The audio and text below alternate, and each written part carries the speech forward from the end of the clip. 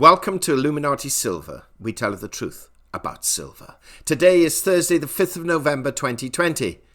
And we're looking at China, a powerhouse of an economy which apparently is rising again, while we in the West are failing. Let's take a look at whether there is any truth in this, and how should we deal with this rising global superpower.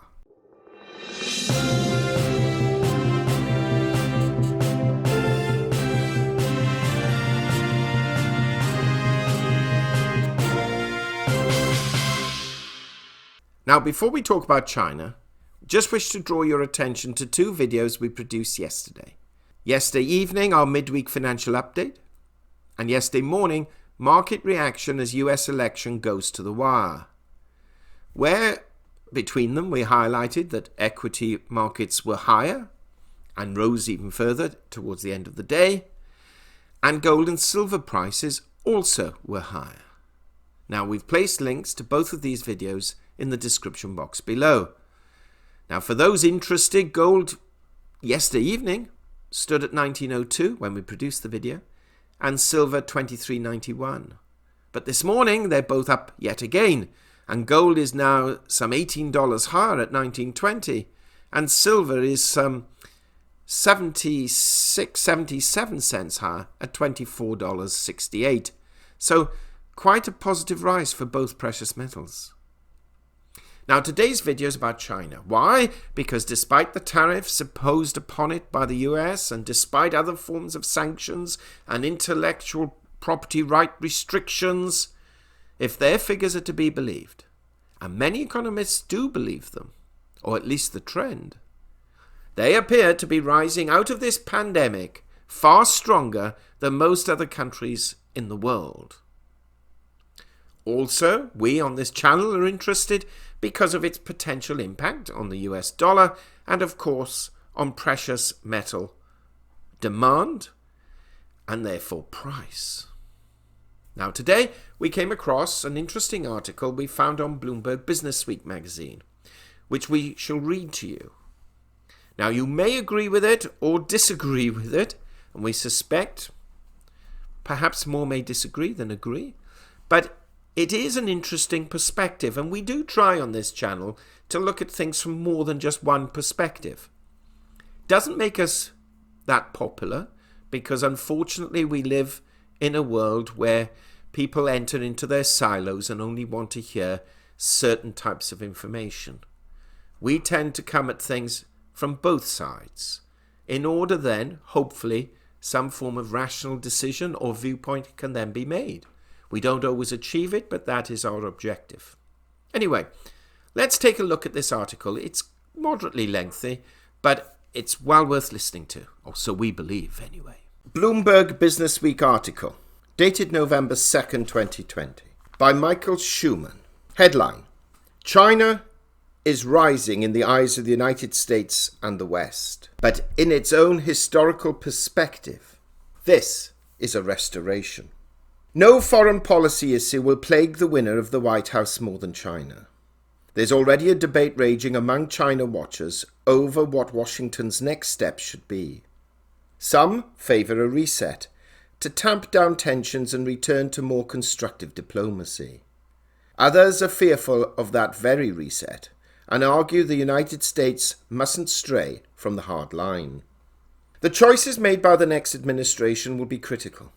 As the United States struggles to contain the coronavirus outbreak and restart its economy, China appears to be gaining strength. Its gross domestic product expanded 4.9% in the third quarter, an astounding rebound in a world still mostly mired in a pandemic-induced paralysis. Official Chinese data have to be taken with several grains of salt, but economists generally agree the economy is rapidly on the mend. In its own foreign policy, Beijing has barely flinched under US pressure and instead has become more assertive, enhancing its influence in global institutions such as the World Health Organization, crushing the pro-democracy movement in Hong Kong, turning up the heat on Taiwan and brawling literally with India along their disputed border. But before the US and its allies can move forward, they have to look back to figure out how the world got to this point with China in the first place. The consensus holds that Washington's policy of engagement was a grave error that created a dangerous adversary to the United States and democracy itself. But that's certainty born of hindsight. The rest really got China wrong by understanding the country's arrival as a major power within the confines of its own, not China's, historical experience. Because of that, we in the US and the West talk and think about China the wrong way and craft policies mismatched to the deep historical trends shaping today's China and its role in the world. The key is to see the country as the Chinese see it, and to place China within the context of its history, not ours in the West. With that, another China emerges that demands a different set of policies.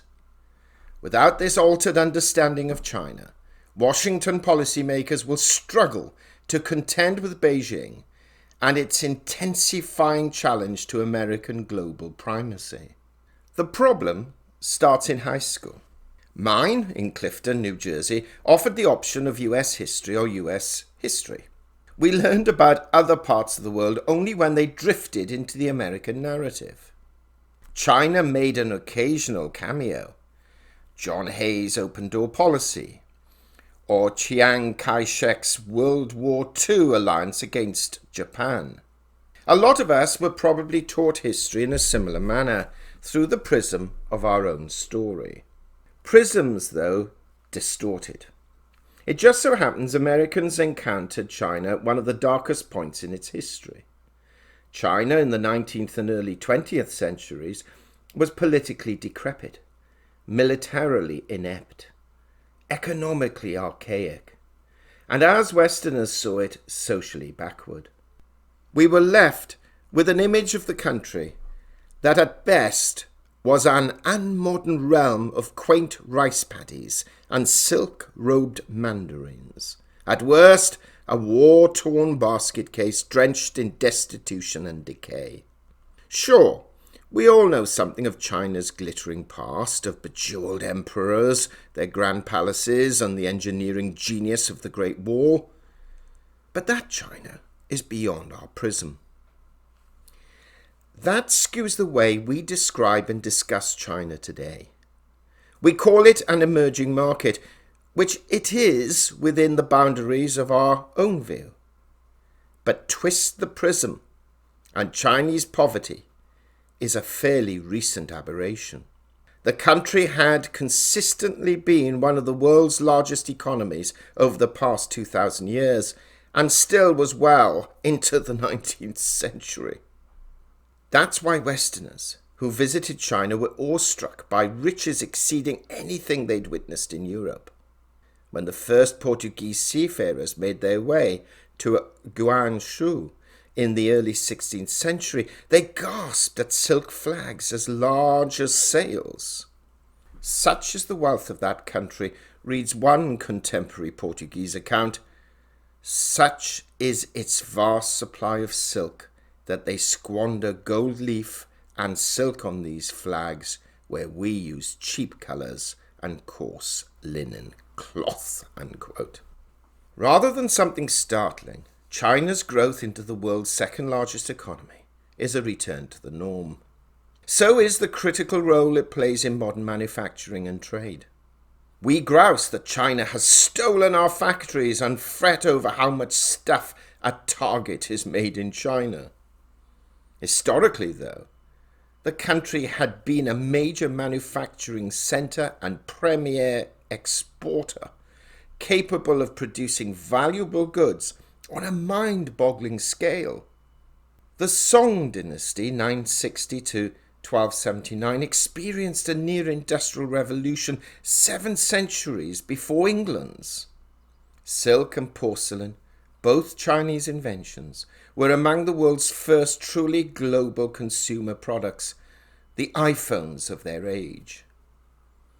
Centuries before Vasco da Gama felt his way to India in 1498, China was the beating heart of a global economic system, with trade links stretching from South China across Southeast Asia and the Indian Ocean to the Persian Gulf and Red Sea.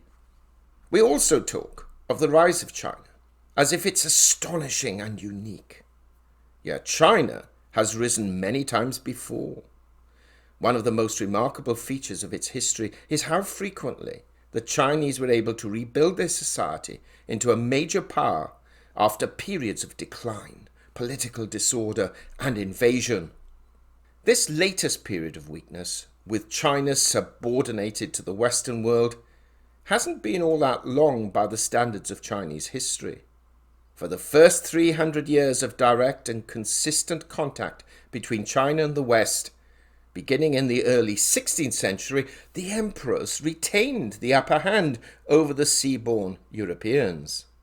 It wasn't until the Qing dynasties, defeat by the British in the First Opium War of 1839 to 42, that the balance of power swung to the West. From the standpoint of Chinese history, what's unusual about modern Asia is the dominance of the West, not the return of China as a regional powerhouse. A much better way to describe the country's 21st century ascent is as a restoration, not so unlike the many imperial restorations of the past. The current regime, though not a dynasty topped by an emperor, at least officially, is rebuilding the traditional pillars of Chinese greatness: economic, political, military, and less successfully, culturally. Much like the Tang, Song, or Ming dynasties had in their day. Thinking of modern China's growing power as a restoration forces a shift in how we contend with it. We in the West discuss how to fit China into the global political and economic order we created. But China was never going to be content being a mere cog in the Western machine. For much of its history, it sat at the center of its own world order, based on a distinctly Chinese form of foreign relations and governed by Chinese diplomatic ideals and practices, with roots dating back more than 2,000 years. The Chinese rules of diplomacy and trade were based on the at least ceremonial stature of China as a superior civilization, perched at the top of a hierarchy of societies. Other kings and chiefs had to display their respect by giving tribute to the emperors, who then considered them vassals. With the resurgence of Chinese political and economic clout, Beijing is resurrecting some of these traditional foreign policy precepts.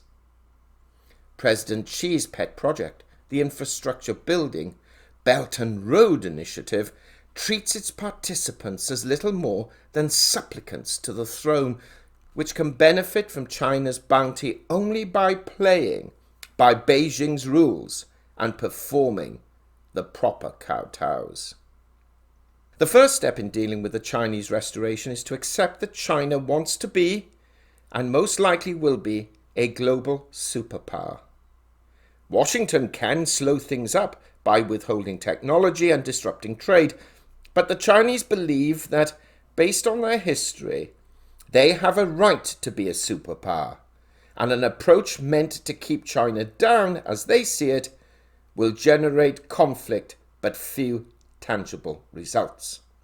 Similarly, efforts to compel China to play by the rules, as in our rules, are almost equally hopeless.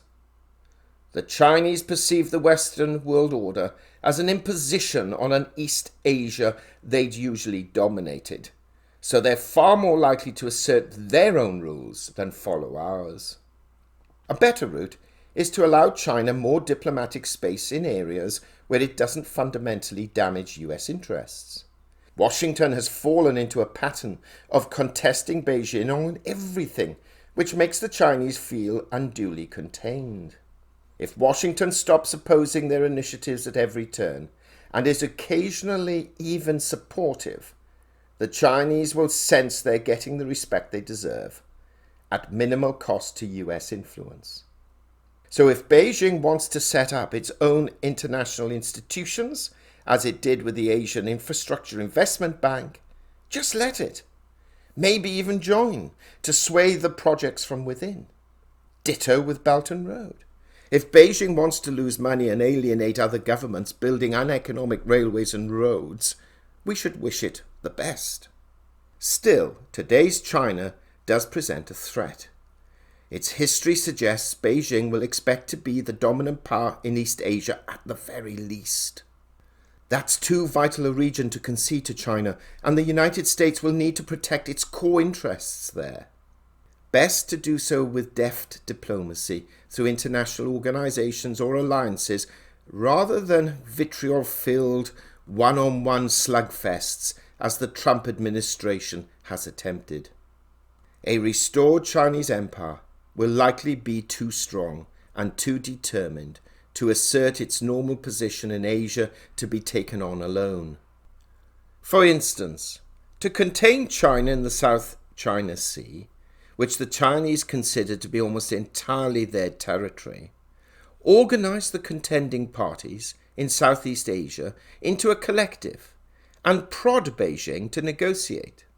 Perhaps cooperate with the Association of Southeast Asian Nations as a possible forum, working within the World Trade Organization to influence China rather than outside of it. It's also smarter. Chinese leaders badly crave international stature and acclaim, and that desire can be turned against them within these bodies to alter Chinese policy. Most of all, a US policy that recognizes Chinese history doesn't equal a soft one. Washington must still target China's bad practices, more carefully but also more forcefully. Chinese companies and officials with proven records of stealing technology or participating in human rights abuses, such as the mass detention of minority Uyghurs, should be sanctioned. Duties ought to be slapped on Chinese exports that are unduly subsidized by the state. When possible, draft policies to deal with the risks China presents without making them blatantly anti-China. For example, instead of banning Chinese apps such as WeChat, devise a broader policy to protect US privacy and data from all possible foreign threats. The US should continue to loudly proclaim support for civil liberties by backing Hong Kong democracy advocates and the democratic government of Taiwan. Contesting these outrages are not a fight with China, but with the Chinese Communist Party. The party asserts the two are equivalent, but they aren't. The scholar-statesman who managed imperial China, steeped in Confucianism, believed good government was founded on benevolence, not brutality, and Chinese history's most tyrannical rulers were usually looked upon with scorn by the Confucians. We should follow their lead. I don't believe in historical inevitabilities. Just because China has restored itself to great power status in the past doesn't automatically mean it will now. Contemporary China is still a middle-income country lacking key technologies and plagued by an artificially aging population. It has a long way to go to become a global superpower. Yet from a policy standpoint, it's wiser to recognize the historical trends propelling it forward and rejigger the world order to address Chinese aspirations, though not its autocracy. It won't be easy, but neither is denying history. End of article. Well, controversial? It most certainly is. But what are your thoughts? Do you agree with the author? Does he suggest a viable way forward for dealing with China? Or is he simply naive and we should adopt a more hands-off or potentially a more aggressive approach? Please let us know below. Meanwhile, thank you so much for listening. And if you haven't already done so, please subscribe to our channel. Not forgetting to press the bell sign so you're notified of our videos as and when they're published. Later today, we will be publishing a video on our Richard and Greg channel, where we talk about coronavirus and China, interestingly, and what actions are being taken globally to deal with the pandemic. We hope you have found this video interesting and informative, and if so, please give it a thumbs up and share it on social media. Please ensure that you have subscribed to our channel and press the bell sign so that you are notified of any future videos. Also, kindly visit our website at illuminatisilver.com, and if you haven't already done so, please subscribe either as a free or paying member for regular email updates and offers. Disclaimer: Illuminati Silver owners come from a background of banking, international wealth management and economics. Having now retired from these worlds, we are not qualified to give investment advice. Therefore, this and other productions must not be deemed to be giving such advice and merely represent the personal views of its owners.